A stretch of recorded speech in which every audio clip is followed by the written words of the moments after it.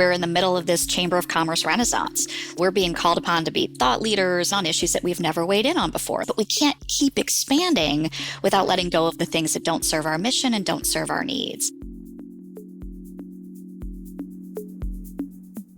That's the voice of Sheree Ann Kelly, President and CEO of the Association of Chamber of Commerce Executives. Today, she walks us through ACCE's Burnout research, why burnout has been on the rise in our profession, and how organizations can help teams build healthy relationships with work. She'll also share tips on recruiting and retaining the right people in the unique world of chambers. I'm Amanda Ellis, and you're listening to Inside America's Best Cities, a podcast for chamber, economic development, and talent attraction professionals. Learn more about this podcast at livabilitymedia.com. And with that, let's jump in.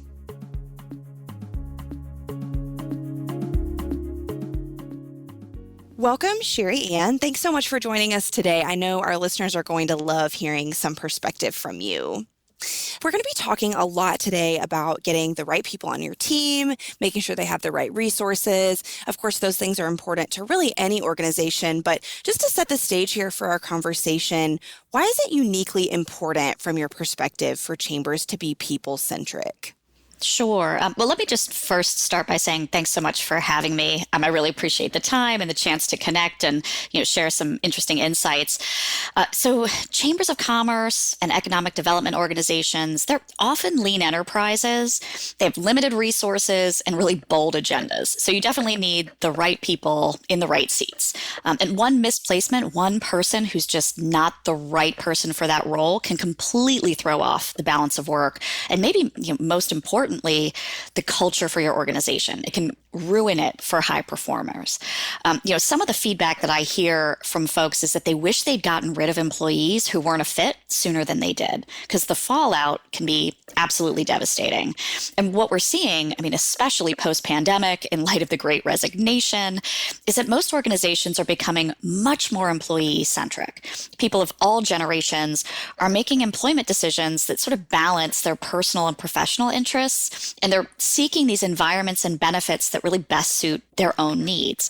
So this means people are a lot quicker to leave a job if something isn't a fit. And even beyond just employees, a lot of groups are becoming more people-centric in their total decision-making. They're thinking about current and future customers, their partners, community members, especially underserved populations. And all of those people are at the center of their messaging and where organizations are focusing their efforts. So it's the same with chambers. It's not about what organizational leadership wants, but really how can we serve all of those stakeholders? At the annual conference in Indy this past summer, which I know we're also excited to be in Salt Lake this upcoming summer, you talked about the research you all have done on staff burnout in the chamber space. Can you talk through what some of those findings were? Absolutely. Like most professions, burnout was really high. So we surveyed chamber executives at all levels. This also included some economic developers as well. Some of the questions were just really startling, right? We got really unusual responses. The first thing we asked was, on a scale of 1 to 5, how stressed are you? And organizational CEOs, so the top leadership of a chamber or an economic development organization, almost 9 out of 10, 89%, said they were somewhere between a 3, 4, or a 5. So they were between moderately to extremely stressed. And almost a quarter of all respondents said they were a 5, the highest level of stress that you can get. So then we said, okay, let's dig a little deeper. What causes this stress? Top answer, 63% said it's the always on work culture, round the clock, no time off, always having to deliver. But another big answer was polarization and partisanship. 44% of our survey respondents said that was a reason they felt so stressed out. So we're working around the clock. We've got early mornings, late evenings, weekends. Plus, it's getting harder to get things done.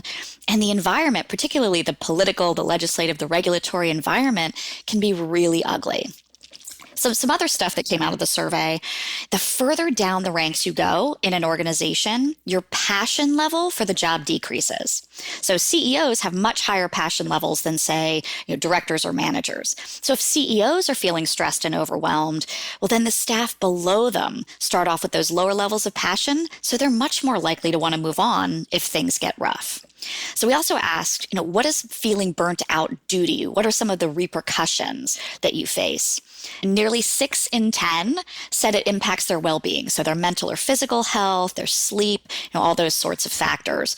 But 37% said they feel less confident in the role that they did than they did like a year ago. So you're losing confidence, you're losing sleep, you're not feeling great, right? And then 34% said it impacts their personal relationships, friends and family. And more than 1 in 5 said they feel less likely to deliver on their goals. So you've got all these personal impacts, but that last statistic, it means it's obviously also impacting productivity.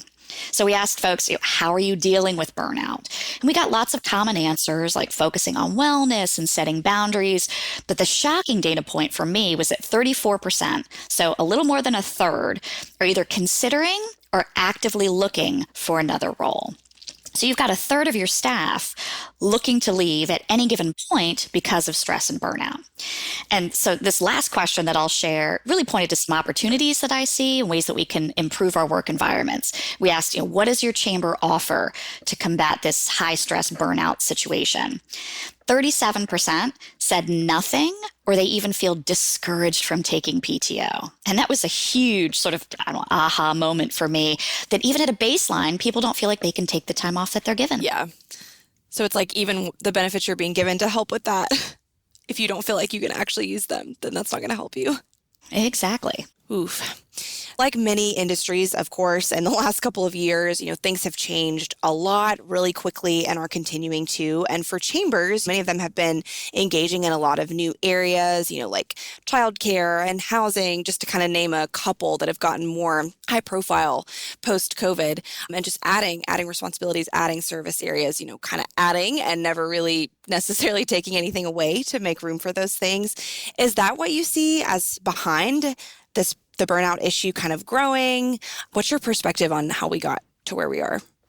I think you sort of hit the nail on the head. There are several factors, but like you mentioned, chambers are expanding their role, and for good reason. We're in the middle of this Chamber of Commerce renaissance, so we're being called upon to be thought leaders and partners and to weigh in on issues that we've never weighed in on before. So like you mentioned, chambers are now engaging in areas like crime or mental health, because we recognize that a strong business community needs a strong community to be prosperous. So we've got our hands in more activities, but we can't keep expanding without letting go of the things that don't serve our mission and don't serve our needs. So if you sort of think about historic chamber cultures, we've often tried to kind of make everybody happy. So we have a hard time saying no or stopping doing something that we've done for a long time. We really have to think about our chambers and our economic development organizations like startups, sort of have an entrepreneurial mindset, if you will. Like we need to test new ideas. We have to get rid of things that don't work and pivot and adjust to the changing environment around us and use data that we can gather to figure out, okay, what do we need to keep? What do we need to get rid of? By nature, like I said, I think chambers are really lean, but we also have to abandon these old business models that don't work for us anymore. If you're still running your chamber the same way that it was run in the 1980s, you're missing the boat, right? There are all these new revamped revenue options that can make a huge difference and generate the funding to support staff and resources that we need. And we've seen really innovative chamber models that sort of flip the old formula on its head. We've seen subscription models, freemium offerings where a select subset of membership can join for free. We're also watching chambers that are leveraging their 501c3 foundations to help support community impact work, creative sponsorships, fee for service. We need to find the funding that aligns with our mission, but also can generate the support that we need, staff, technology, and other resources to do the critical work that we're doing. Yes. So what can chambers be doing to address this and retain the right people? Sure. What we know is that hosting a webinar on stress reduction isn't going to help solve the problem, right? Yeah. Like, that's not it. It's a nice offering. I recommend sharing tools like that. But what it really comes down to is figuring out the root cause. Are you trying to do too much? Do your staff not feel connected to the mission or the strategic plan? Do you have the wrong people in the wrong seats? Or are the conditions in your workplace not matching the expectations of your team? One of the first is just figuring out what you can do less of or stop doing. doing. This is really hard for us to say no, to change the portfolio of work that we're doing. So you can conduct an assessment of your existing programs, your events, benefits and services, even the committees that you have, communications that you send out, internal meetings. Is there a place where you could streamline? I think we could all do a little of that. Right? And are these things still aligned with your mission? You could do a sort of a cost benefit analysis. If you don't currently do cost accounting, try to factor in staff time to events and programs and see if it really does pay off.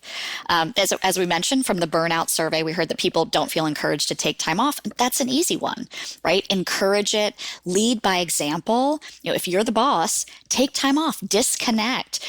Try to send fewer emails in those off hours.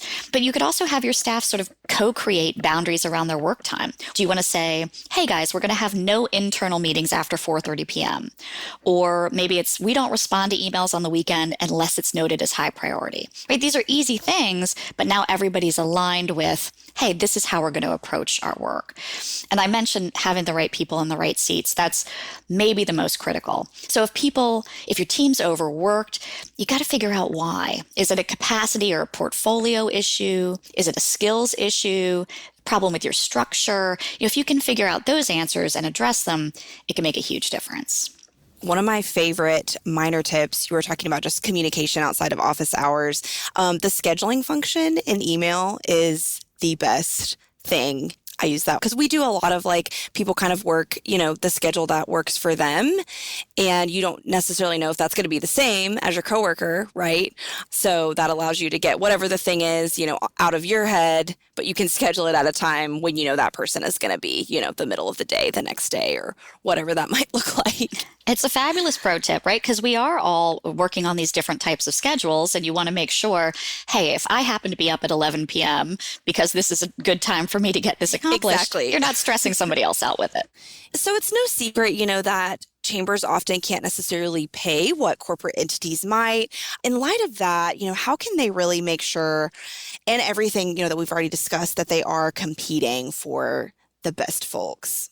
Yeah, no, I'm a huge fan of making sure that whatever you offer really aligns with what your team wants. So just an easy place to start is surveying your staff, asking what's working, what's not, what can we do to improve the culture, how does everyone feel about the benefits, does the team feel heard?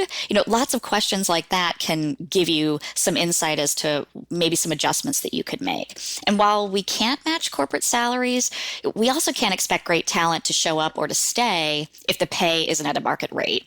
So we really have to benchmark salaries against similar roles. We at ACCE, we have a benchmarking tool called Dynamic Chamber Benchmarking. That it's available and does salary benchmarking, but you could also check with fellow chamber leads, other associations, nonprofits. You can even talk to headhunters in your industry, just finding a way to make sure your pay scale is aligned with the market. But one place that chambers can compete on is benefits. So retirement benefits, making sure you're paying attention to your team's future is a huge one. ACCE offers 401k and insurance benefits, but I've also seen creative benefits that are out there, closing the office between Christmas and New Year's, increasing the paid time off that you offer. I've seen a resurgence of sabbaticals, which I think is fabulous. We actually offer those at my organization too. Tuition reimbursement, casual attire, pet-friendly offices, taking a look at things like your employee handbook. Do your policies reflect what, a modern staff is looking for? I actually spoke at our annual convention last year about the Plano Chamber. They revamped their staff policies and the language of their handbook so it was less legalese about what you can't do and more about what you can do. And, we're big data geeks in our industry. There's some wonderful survey data out there about why people leave their jobs. So McKinsey put out a survey, the top 3 reasons why people quit their jobs. So number 3 was uncaring or uninspiring leaders. So that's all about the leadership. Number 2, inadequate compensation. So like we said, got to benchmark those salaries. But the number one reason people leave jobs was lack of career advancement or development. So as a chamber, professional development is a huge opportunity to attract and retain staff, and making sure that your staff has a chance to not only improve their skills, but there's vertical mobility in the organization. What's their career path? And making sure you're regularly talking with them about how do you get from point A to point B.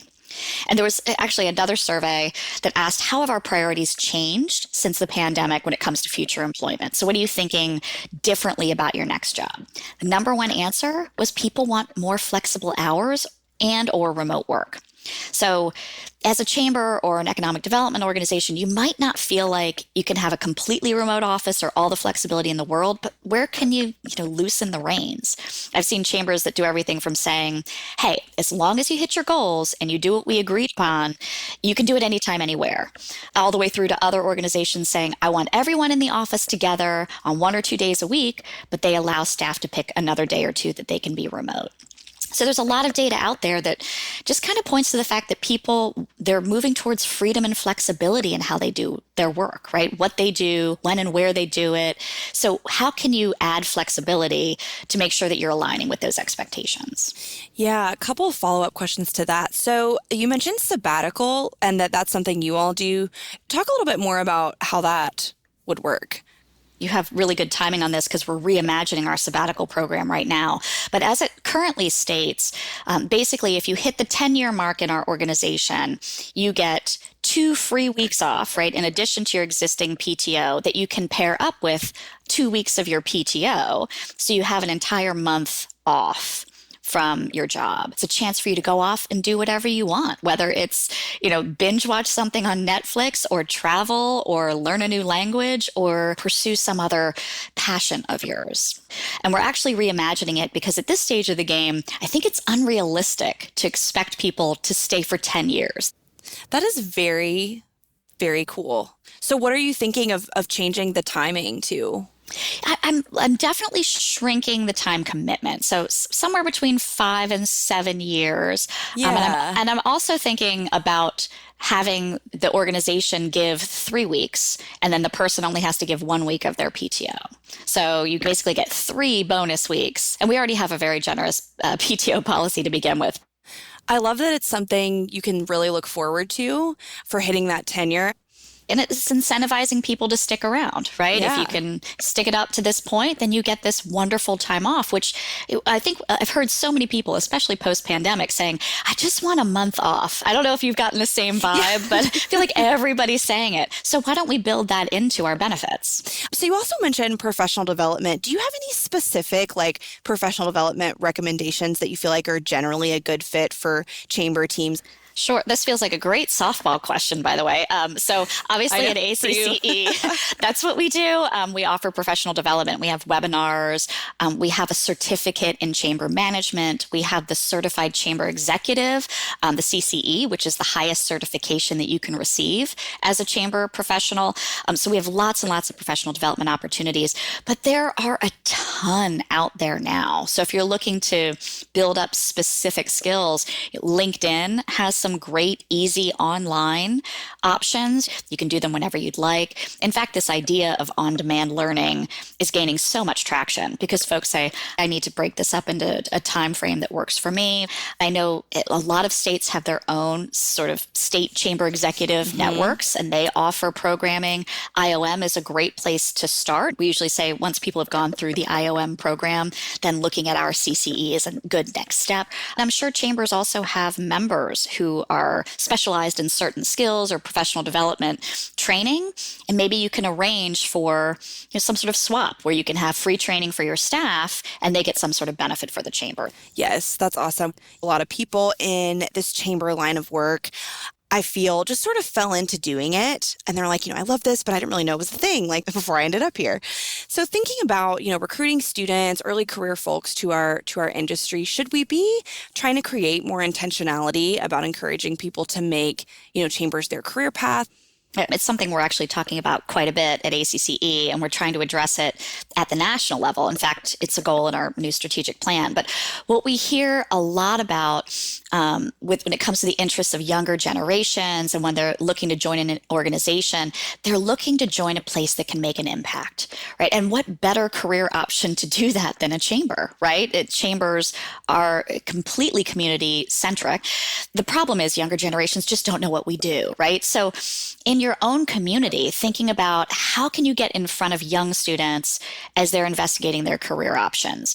Can you be a guest lecturer at middle school, high school, college, or technical school when they're thinking about what their next steps might look like? Are there places where you could participate in a career fair or supply literature? Can you offer internships? Or even if you want to take a step back from programmatic work, are you on social media platforms that younger audiences are on? Are you on TikTok? Right? Thinking about, am I going to find a way to reach that next generation? And do you have, emerging workforce programs in your chamber? So you're exposing students to the chamber brand while you're also exposing them to career options within the community. So there's no one solution, but if you keep thinking of ways to engage with younger folks, that's going to make the difference in having them encouraged to participate in the work that you do. Yes, agreed. And I think that the mission of Chamber speaks to a lot of people, but it's just, when you're a student, you haven't always been exposed to a lot yet. But if you were, you would be like, wow, that sounds like something I would really be interested in. Right. Absolutely. And even with our names, sometimes it's hard to really comprehend the breadth and depth of what a chamber does. And I've had young professionals saying, Chamber of Commerce, it sounds like Chamber of Horrors, right? And so we have to do a really good job of telling our story. Hopefully that's not what anyone thinks about once they learn a little bit more about it. I don't think so. That's hilarious. Are you saying that you're going to choreograph a chamber TikTok dance the next conference? That's a great recommendation. I'm going to put that in the file for consideration. Like, we'll see how that goes. I'll assign that to someone else. Assign that to someone on the team. Shifting gears a little bit, I know that ACCE has a pretty new strategic plan in place to guide your work for the next few years. Can you talk us through some of the high points of that strategy? Sure. So we've got basically 4 pillars of focus. And the first one is we really just want to be the thought leader for the industry. So we're creating a thought leadership and research center. We're going to modernize some of our research around the future of chambers. So just making sure that we've got the resources, the information, the data that everybody needs to get their job done. The second pillar is all about the Chamber of Commerce brand. We want to amplify and elevate that brand, make sure it's reflective of what chambers do, right? Courageous leadership and economic impact and storytelling. We want to help amplify stories, but we also want to help our members tell their own, right? We're really good at telling our members' stories, but not always so good at telling the chamber story. The third pillar of focus is being future focused and customized with our service. So we're revamping our membership model. We're thinking about that next generation of chamber leadership and chamber staffing. We want to improve and augment some of our custom consulting and custom research and provide resources that can help chamber boards as well. Then our last pillar of focus is sort of a nod to my staff. We're building out a world-class association. We want to regionalize what we're doing, make data-driven decisions, automate where we can, and make sure that our culture is reflective of who we are, and it's a culture that attracts and retains the right kind of talent. And then we've got 2 lenses that cut across everything we do, and these 2 lenses are probably the most, I think, critical parts of the strategic plan. One is DEI. We want to make sure that both internally and externally, we've got a lens of diversity, equity, and inclusion across the work that we do.